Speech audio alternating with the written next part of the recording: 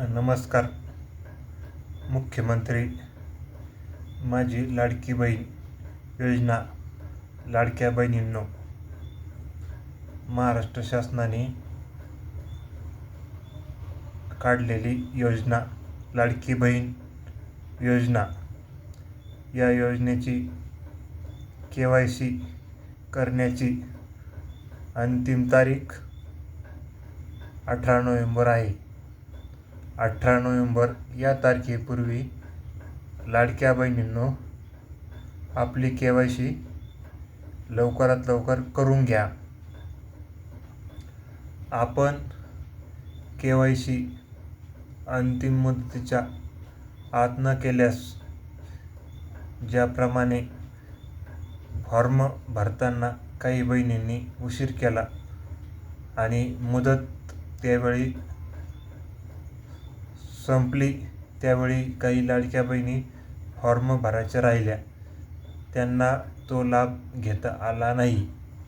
लाडकी बहीण योजनेमध्ये एका कुटुंबातील एक अविवाहित आणि एक विवाहित अशी महिला लाभ घेऊ शकते, असे सरकारने स्पष्ट केले होते. परंतु एका कुटुंबातील 2 लाडक्या बहिणी लाभ घेत असल्यास त्यामधील एका लाडक्या बहिणीचे पैसे येण्याचे बंद झाले आहेत.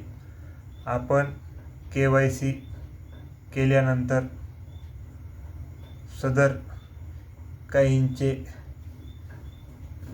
लाडक्या बहिणीचे 1,500 रुपये बंद होण्याची शक्यता आहे. त्यामुळे आपण थोड्याशा अज्ञानामुळे किंवा एक महिला असेल आणि त्या घरातील 2 महिला एका कुपनवर दिसत असेल, तर त्या महिलेने पतीकडील नाव लावणे व माहेरीकडील महिलेने वडिलांचं नाव लावणे. तसेच ज्या लाडक्या बहिणीच्या पतीच्या नावावरती 4चाकी वाहन आहे, ट्रॅक्टर सोडून, त्या लाडक्या बहिणींनी त्यांच्या पतीच्या नावावरील किंवा त्यांच्या नावावरील 4चाकी वाहन तत्काळ आपल्या कुटुंबातील इतर सदस्याच्या नावावर ट्रान्स्फर करून आपली KYC तातडीने करून घ्यावी. ज्यावेळेस लाडकी बहीण योजना निघाली होती, त्यावेळेस अपात्रतेमध्ये हे देखील एक कारण होते की ज्या लाडक्या बहिणीच्या कुटुंबातील सदस्य आयकरदाता असेल, 2.5 लाखापेक्षा जास्त उत्पन्न असेल, त्यांना अपात्र करण्यात येईल. ट्रॅक्टर हे वाहन सोडून.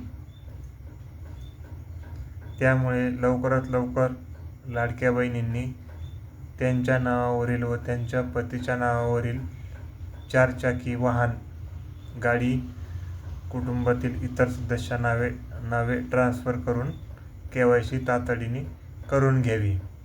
तसेच